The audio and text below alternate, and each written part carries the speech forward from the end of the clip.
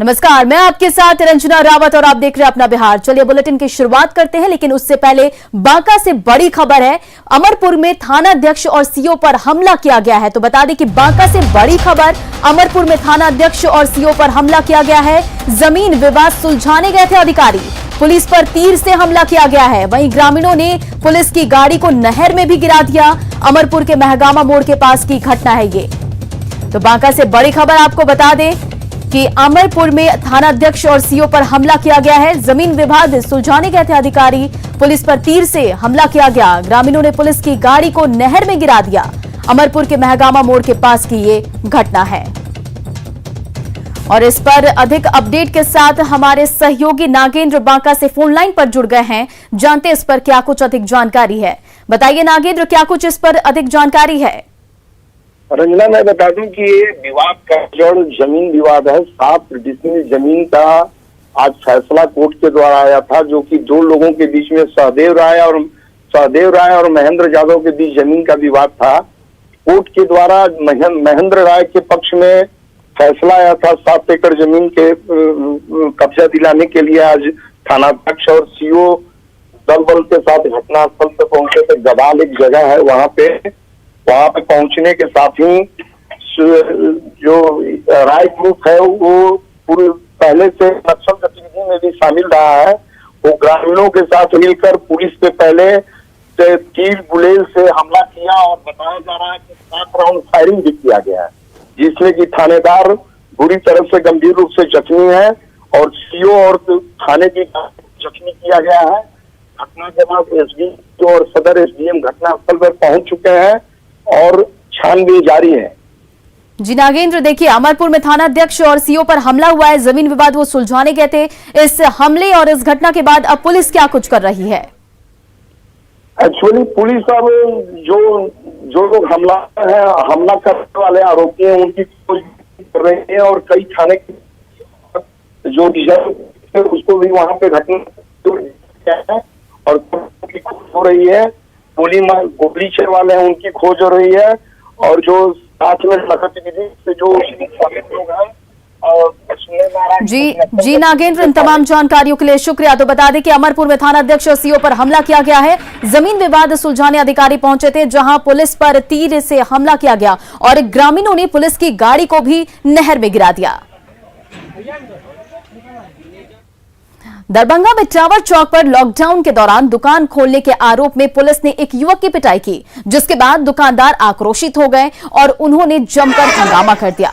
आक्रोशित लोगों ने पुलिस की गाड़ी को भी खदेड़ दिया। उन्होंने थाना अध्यक्ष के खिलाफ जमकर नारेबाजी भी की। लोगों का आरोप है कि पुलिस ने बिना मतलब किसी दूसरे के कहने पर उनकी पिटाई की है।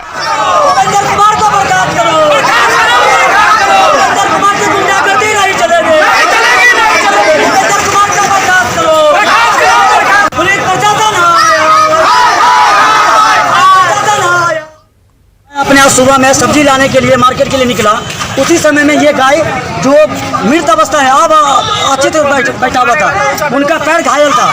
मैंने जैसे ही देखा, मैंने दवाई लाने के लिए भेजा अपने बाल बच्चा के साथ, अपने भाई के साथ। मैं वहाँ पर शटर हल्का सा खुला हुआ था, उसको खोल करके हम गाय को मलहम लगाने लगे। आगे हम खड़ा थे, हमको मार दिया। उसमें क्या हुआ कि जैसे हम गाय खिला रहे थे, मेरा चचेरा भाई दुर्गेश मोबाइल का प्रोपराइटर है, वो वहाँ पर हम बोले पानी लेकर के आओ। वो घर से पानी लेकर के जैसे खड़ा हुआ, वो थाना का गाड़ी रुका, उपेंद्र कुमार ने आकर के डायरेक्ट हमसे पूछता, मैं दुकानदारी करता सर खोले हुआ। वो भी किसी दुकानदार के कहने पर, वो भी दुकानदार ने बोला कि दुकान का खुला हुआ है, आप जाइए उसको मारिए पीछे। तब उपेंद्र कुमार ने हम लोग के पास आकर के डायरेक्ट कुछ पूछा नहीं, पूछा डायरेक्ट।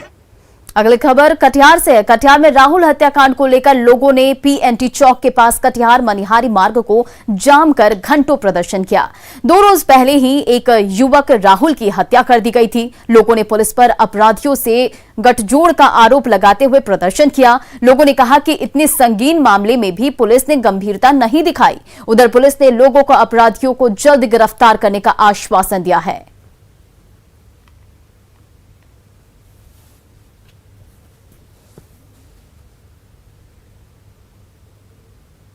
मैं प्रशासन के तरफ से पूर्णतः दुखित हूँ। सीधी सी बात है कि जिसके द्वारा ये हत्या हुई उसके ऊपर हमारे द्वारा 3 महीना पूर्व केस कर दिया गया है। 307 का मुकदमा उसके ऊपर पहले से चल रहा।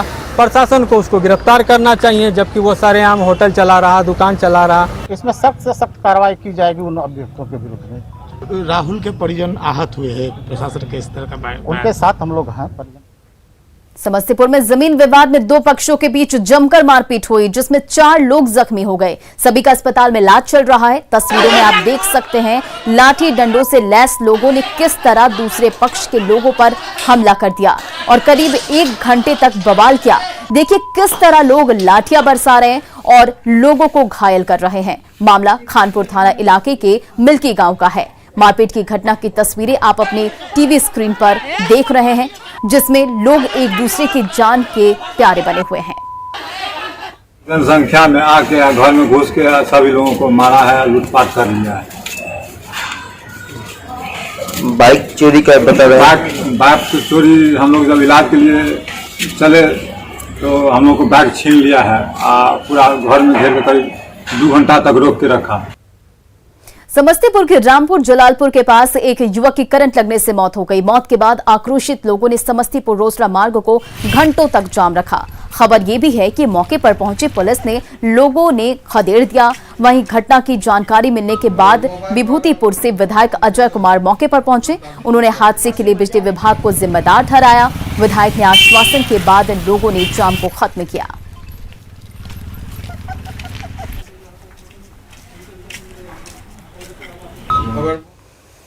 हमारी मांग है कि हमको विश्वास सूत्र से पता चला है बिजली विभाग 4 लाख मैक्सिमम और मिनिमम मुआवजा देती है। कम से कम जो वो सरकारी मुआवजा है वो हमको मिल जाए। उसके बाद हम अपना जाम हटा लेंगे। और बिहार में 8 जून के बाद कुछ शर्तों के साथ लॉकडाउन खत्म हो सकता है। सूत्रों के हवाले से जो खबर मिल रही है उसके मुताबिक रात्रि में लगाए जाने वाला नाइट कर्फ्यू जारी रह सकता है। साथ ही तमाम जिलों के डीएम को ये अधिकार होगा कि वो अपने स्तर से कड़ाई का फैसला ले। लेकिन वहीं दूसरी तरफ ग्रामीण इलाकों में रहने वाले लोगों का कहना है कि अभी लॉकडाउन को पूरी तरह से खत्म नहीं किया जाए, बल्कि इसे कुछ दिनों के लिए बढ़ा दिया जाए। पटना के ग्रामीण इलाकों के लोगों से बात की न्यूज 18 के संवाददाता आनंद अमृतराज ने। कुछ शर्तों के साथ लॉकडाउन को खत्म किया जा सकता है, ये सूत्रों के हवाले से बड़ी खबर मिल रही है। और डीएम को अधिकार रहेगा कि वो अपने स्तर से अगर परिस्थितियां खराब होती है तो अपने स्तर से वो कार्रवाई कर सकते हैं। धारा 144 लागू रह सकता है। इसके अलावा नाइट कर्फ्यू होने की संभावना है। तो कुछ एहतियातन कदम के साथ साथ 8 तारीख के बाद बिहार में लॉकडाउन खत्म हो सकता है, ये जानकारी आ रही है। लेकिन लोगों को काफी सचेत रहना होगा, क्योंकि लॉकडाउन खत्म होने के बाद लापरवाही आ सकती है और बार बार जो 3rd वेव की आशंका जाहिर की जा रही है वो समस्या कहीं ना खड़ी कर दे। कुछ लोग हैं, क्या नाम है आपका? राजीव कुमार। अच्छा, 8 तारीख के बाद लॉकडाउन खत्म हो सकता है, तो ये खबर आप लोग के लिए राहत की बात है कि चिंता की बात है? चिंता की बात है। लगभग रहता तो ठीक ही रहता है। लॉकडाउन और रहना चाहिए था। यस, लॉकडाउन रहना चाहिए, खत्म होना चाहिए। 1-8 सप्ताह के लिए और बढ़ाना चाहिए कि थोड़ा कम ही रहे। लॉकडाउन रह रहा था। अच्छा, लॉकडाउन से फायदा हो रहा है? नहीं फायदा हो रहा है, बहुत सुधार हुआ है लॉकडाउन से। अभी रहना चाहिए। अभी 1-8 सप्ताह रहे तो बढ़िया है। क्या? हाँ, 1-8 हफ्ता और रहेगा तो ठीक रहेगा। बड़ी सुधार हुई है। सुधार हो रहा है तो मस्कुआ पहनिएगा तब ना सुधार। मस्कुआ तो पहन रहे हैं। लीजिए तो देखिए, लोगों की राय बहुत इंटरेस्टिंग है। लोग कह रहे हैं कि अगर कुछ और 1-8 हफ्ते रहता है तो और भी ठीक रहता है। लेकिन जाहिर सी बात है, कई लोग की समस्या को देखते हुए, लोगों के व्यापार पे असर न पड़े, इसको लेते हुए बिहार सरकार ने अपने तरफ से फैसला करने की तैयारी कर रखी है। और खबर है कि 8 तारीख के बाद लॉकडाउन खत्म हो सकता है, लेकिन कुछ शर्तों के साथ। तो शर्त भी यही हो सकती है कि कुछ कड़ाई किया जा सकता है, लोगों को मास्क पहनकर निकलने की इजाजत दी जाएगी। रात्रिकालीन जो कर्फ्यू रहता है शायद वो कर्फ्यू रहे, जो सूत्रों के हवाले से जानकारी मिले। लेकिन फिलहाल इतना तो तय है कि लोग अभी यही चाहते हैं कि लॉकडाउन रहे, उसमें कुछ ढील भले ही मिले लेकिन लॉकडाउन रहे, ताकि जो कोरोना संक्रमण का जो आंकड़ा है जो लगातार गिरता जा रहा है वो और कमी आ जाए। कैमरामैन दीपक के साथ आनंद अमृतराज, न्यूज 18 नेटवर्क, फुटपुर। परिवहन विभाग और पटना जिला प्रशासन ने अगले 16 जून से मीठापुर बस स्टैंड की बजाय बैरिया स्थित पाटलिपुत्र अंतर्राज्यीय बस पड़ाव से बसों के परिचालन की घोषणा की है। प्रशासनिक तौर पर आदेश तो जारी कर दिया गया है, लेकिन यहां से गया और जहानाबाद के लिए भी बसों का परिचालन बंद है। तो दूसरी जगहों के लिए बसों का परिचालन यहां से कैसे शुरू होगा, ये बड़ा सवाल है। यहां ना तो यात्रियों के लिए सुविधा है, ना ही ट्रैफिक पुलिसकर्मियों को। इससे सबसे भारी परेशानी हो रही है। वैसे नहीं खुल रही है सर। लॉकडाउन के लिए तो सभी जिलों के लिए बसें खुल रही हैं, यहाँ से क्यों नहीं खुल रही? सर इसकी जानकारी के लिए आप ऊपर से बात कर लीजिए सर। आप लोग के लिए साइड नहीं बनाया गया? साइड अभी तो नहीं है फिलहाल। तो इस चिल्लाती धूप में आप लोग कैसे ड्यूटी का है? अब जो है सर उसी में एडजस्ट करेंगे। अभी तो गाड़ी घोड़ा कम चल रहा है, बंद है। ज्यादा चलता है, जाम होता है तो हम लोग को रोडे पर जान छोड़ाना पड़ता है। वहाँ ट्रैफिक पोस्ट भी नहीं है ना, वहाँ पर भी नहीं है। परेशानी है आप लोगों को? जहाँ परेशानी तो खैर सर धूप में है, ये है। हम फौज में है और हमारी ड्यूटी है गया में, तो शाम तक हमको पहुँचना है। हम मुजफ्फरपुर से आ रहे हैं। हमारी ड्यूटी गया में है, तो हम सोचे यहाँ से बस स्टैंड आए, यहाँ से हम बस टर्मिनल पे। हाँ बसों का परिचालन तो नहीं हो रहा है यहाँ पे? ये बात हमको पता नहीं था, यहाँ आने के बाद पता लग रहा है। और पाटलिपुत्र अंतर्राज्यीय बस अड्डे का हाल बता रहे न्यूज 18 के संवाददाता संजय कुमार। परिवहन विभाग और पटना जिला प्रशासन ने आनन फानन में 16 जून से पाटलिपुत्र अंतर्राज्यीय बस पड़ाव से सभी जिलों के लिए बसों के परिचालन की शुरू करने की घोषणा की है। लेकिन इस घोषणा के साथ ही जिला प्रशासन का यह फैसला सवालों के घेरे में है। सवालों के घेरे में इसलिए है कि फिलहाल हम आपको पाटलिपुत्र बस टर्मिनल जो अंतर्राज्यीय बस पड़ाव उसकी तस्वीर दिखा रहे हैं। यहाँ पर गया और जहानाबाद के लिए खुलने वाली बसें जो हैं वो लगी हुई हैं, लेकिन ये सभी बसें बंद है, यानी यहाँ से इसका परिचालन अब भी नहीं हो रहा है। जबकि जिला प्रशासन द्वारा पिछले महीने कई महीनों से यह आदेश दिया गया था कि इन बसों का परिचालन इसी पाटलिपुत्र बस टर्मिनल से होगा, लेकिन न तो यहाँ पैसेंजर पहुँचते हैं और न यहाँ से बसें खुलती हैं। तो सवाल यही है कि घोषणाएं तो की जाती है, लेकिन अमली जामा उसे नहीं पहनाया जाता। अब भी गया और जहानाबाद के लिए बसें मीठापुर अंतर्राज्यीय बस पड़ाव जो है वहीं से आपको मिलेंगी और वहीं से लोग बसें भी पकड़ते हैं। लेकिन ये जो बस टर्मिनल है इसको 16 जून से खोलने की घोषणा की गई है। खुद पटना के जिलाधिकारी चंद्रशेखर सिंह ने इस अंतर्राज्यीय बस पड़ाव का दौरा किया था, मुआयना किया था यहाँ पर, और उन्होंने घोषणा की थी कि 16 जून से सभी जिलों के लिए यहाँ से बसों का परिचालन शुरू किया जाएगा। लेकिन ये तस्वीर है बिल्कुल सुनसान और वीरान सा पड़ा हुआ ये बस पड़ाव। न तो पैसेंजर का पता है, न यहाँ पर किसी तरह की कोई दूसरी गाड़ियाँ आती हैं पैसेंजर को लेकर के, चूँकि ये शहर से कटा हुआ इलाका है। और अगर यहाँ पर केवल गया और जहानाबाद जिले के लिए बसें नहीं खुल रही हैं तो वैसे में दूसरे जिलों के लिए बसों का परिचालन शुरू हो जाएगा, इस पर संदेह खड़ा है।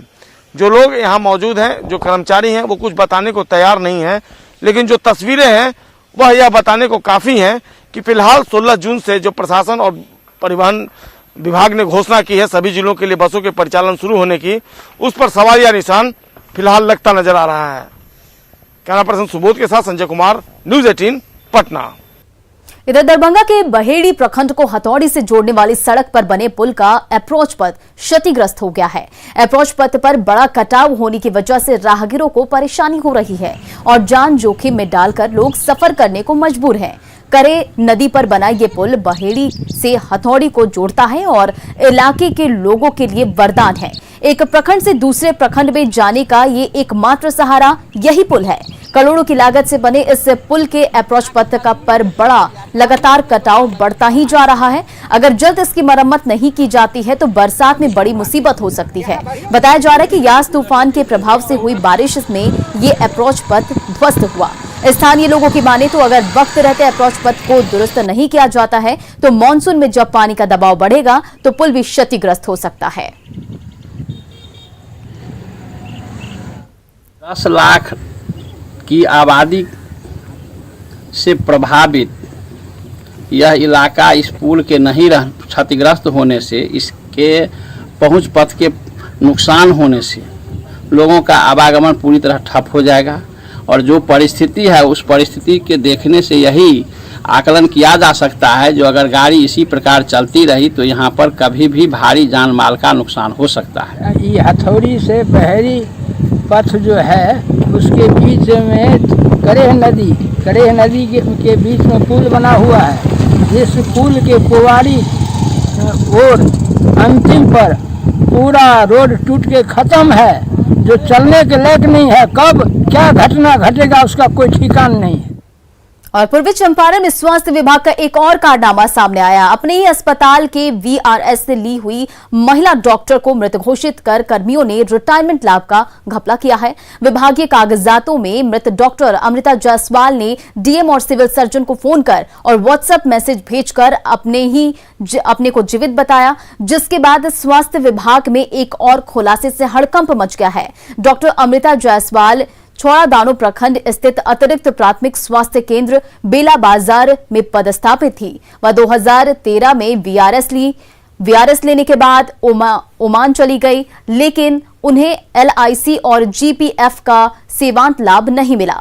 इधर स्वास्थ्य विभाग के कुछ कर्मियों ने मिलीभगत की और डॉक्टर अमृता जायसवाल को मृत घोषित कर उनकी सेवांत लाभ को राशि के गबन का प्रयास किया, जिस पर सिविल सर्जन अखिलेश्वर प्रसाद सिंह ने हस्ताक्षर भी हो गए। इस बात की जानकारी जब डॉक्टर अमृता जायसवाल को लगी तो उन्होंने इस संबंध में डीएम शीर्षत कपिल अशोक, सिविल सर्जन अखिलेश्वर प्रसाद सिंह समेत कई अधिकारियों को व्हाट्सएप मैसेज भेजकर खुद को जीवित बताते हुए सारे मामले की जानकारी दी। टीम के पहले जांच में सिविल सर्जन के स्टेनो मनोज शाही ने हस्ताक्षर करा लिया, लेकिन जब स्टेनो पर शक हुआ तो इसकी तहकीकात शुरू हुई। की बात आ रही है, उसी पर मैं ये मामला आगे बढ़ा, ये जानकारी में आई। आपसे शायद फर्जी ढंग से साइन करवा लिया गया। हमसे कॉन्फिडेंस में लेकर के कि मैडम कहाँ ऐसे ऐसे है करके मैंने देखा जो चलो भाई, जब मेरे साथ सहकर्मी है हमको कोई फंसाएगा नहीं, और जो कहेगा सो सही ही कहेगा, सही ही हो सकता है। जब मैंने इसको तहकीकात करना शुरू किया तब मेरे संज्ञान में आया कि सब फर्जी मामला है। मुजफ्फरपुर के औराई के जेडीयू नेता गजनफर हुसैन को पिटाई के मामले में जेल भेज दिया गया है। आज उन्हें कोर्ट में पेश किया गया, जहां से उन्हें जेल भेजा गया। पुलिस ने गजनफर हुसैन के लाइसेंसी पिस्टल को जब्त कर लिया है। पेशी के दौरान पुलिस उसे लग्जरी कार से कोर्ट लेकर पहुंची थी। बता दें कि गजनफर हुसैन पर अपने बिजनेस पार्टनर विकास और उनके ड्राइवर को पीटने का आरोप है। दोनों की बर्बरता से पिटाई की गई थी। पेशी के दौरान आरोपी गजनफर हुसैन ने खुद को निर्दोष बताते हुए आम लोगों पर पिटाई का आरोप लगाया। उसका कहना है कि स्थानीय लोगों ने अपराधी समझकर उसकी पिटाई की।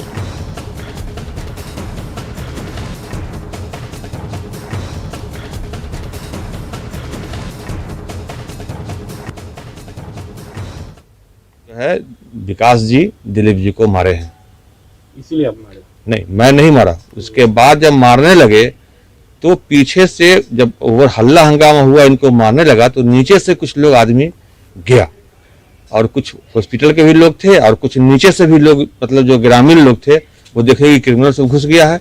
उसके बाद वो पत्थर से मारे। जब इनको पिस्टल भिड़ाया हुआ था वो पत्थर से मारा। जब उनके सर पर लगा तो वो गिरा और उसके बाद मतलब जो है वो अपना हथियार और जो इनसे बैग छीना था रुपया वाला वो नीचे फेंक दिया। नीचे उसका 2 आदमी पहले से खड़ा हुआ था जो वैगन आर गाड़ी से गया था। उस वैगन आर गाड़ी में बैठकर और वो उसका पिस्टल और हथियार और जो है पैसा का बैग फायरिंग करते हुए वहाँ से भाग निकला। और वो 3 आदमी विकास जी और उसके साथ 2 और अपराधी मतलब हॉस्पिटल में ही घिरा गए लोग। अब ऐसे में कुछ सवाल है कि जिसकी पिटाई हुई वही अपराधी कैसे हो गया? 4:30 बजे सुबह स्थानीय लोग कहां से आ गए? आम लोगों ने पिटाई की तो नाखून कैसे उखड़ गया? तो ये कुछ सवाल है। मुजफ्फरपुर में जदयू नेता गजनफर हुसैन पर लगे आरोपों को लेकर सियासत तेज हो गई है। अपने ही बिजनेसमैन पार्टनर को बेरहमी से पिटाई मामले में जेल भेजे जाने के बाद विपक्ष ने जेडीयू नेता के खिलाफ मोर्चा खोल दिया है। राजद जिला अध्यक्ष ने आरोप लगाया कि जेडीयू ने इन दिनों गुंडागर्दी बढ़ गई है। गुंडागर्दी बढ़ गई है। उनके नेता जो है सो अब दूसरे को तो छोड़ दीजिए, उनका जो अपना बिजनेस पार्टनर का जो ड्राइवर है उसको बेरहमी से मारना, उसका नाखून उखाड़ना, इस सरकार के गुंडागर्दी का इससे ज़्यादा क्या आपको उदाहरण मिलेगा? गजनफर हुसैन है जो जेडीयू के जिला के या प्रदेश में महासचिव हैं, आयु सीतामढ़ी के जेडीयू के प्रभारी भी हैं, और उनके द्वारा अपने बिजनेस पार्टनर के ड्राइवर को बेरहमी से मारना और उसका नाखून उखाड़ लेना, ये तो अपने आप में साफ दर्शाता है कि ये सरकार में लॉ एंड ऑर्डर नाम की कोई चीज नहीं है। एक बार फिर से बिहार को स्पेशल स्टेटस की मांग को लेकर छिड़ी बहस के बीच जेडीयू के प्रधान महासचिव केसी त्यागी ने बड़ा बयान दिया है। केसी त्यागी ने कहा कि बिहार में डबल इंजन की सरकार का मतलब तभी है जब आगे वाले इंजन की गति तेज हो। इतना ही नहीं, केसी त्यागी ने इस बात पर भी अफसोस जताया है कि बिहार को विशेष राज्य का दर्जा नहीं मिल पाया है और हम सत्ता में हिस्सेदार हैं। केसी त्यागी ने कहा कि अगर एक बार बिहार को विशेष राज्य का दर्जा मिल जाए तो बिहार विकास के मामले में दिल्ली, चंडीगढ़ को भी पीछे छोड़ देगा और पूरे पूर्वी उत्तर भारत के विकास की गति तेज हो जाएगी। इंजन की सरकार का भी मतलब जब है जब आगे वाला इंजन की गति तेज हो। हमें अफसोस है कि विशेष राज्य का दर्जा अब तक नहीं मिल पाया और हम सत्ता में हिस्सेदार हैं। इसलिए हमारा पुनः निवेदन है, पुनः आग्रह है कि बिहार को और ईस्ट इंडिया को अगर आगे बढ़ाना है तो विशेष राज्य का दर्जा दिया जाए, वरना बिहार भी और ये पूर्वोत्तर भारत भी इसमें कभी विकास नहीं हो। बिहार को विशेष दर्जा के मुद्दे पर जेडीयू नेता केसी त्यागी के बयान पर बीजेपी प्रवक्ता डॉक्टर रामसागर सिंह ने बड़ा बयान दिया है। बीजेपी नेता ने कहा है कि विशेष राज्य के दर्ज की जगह विशेष पैकेज से भी राज्यों को विकास हो रहा है और बिहार को बहुत से विशेष पैकेज मिले हैं और मिल रहे हैं। ऐसे में रामसागर सिंह ने कहा है कि बिहार पर प्रधानमंत्री मोदी की विशेष नजर है और वे किसी भी तरह से बिहार के साथ अन्याय नहीं होने देंगे। छुएं वो वैसे छुएं। स्पेशल पैकेज के द्वारा भी विकास ही होगा और स्पेशल स्टेटस के पैसे से भी विकास ही होगा। विकास तो दोनों तरफ से होगा। मोदी जी की नज़र विशेष रूप से रहती है बिहार पर। बिहार के साथ मोदी जी अन्याय नहीं होने देंगे, जैसा जब उचित होगा वो करेंगे। और नेटवर्क 18 फेडरल बैंक संजीवनी गाड़ी भारत के कोविड प्रभावित जिलों में जा रही है। वैक्सीन के लिए जागरूकता फैलाने की हमारी इस मुहिम को आप भी अपना सहयोग दीजिए। चलिए आपको दिखाते हैं संजीवनी गाड़ी अब तक कहां गई और आज कहां है।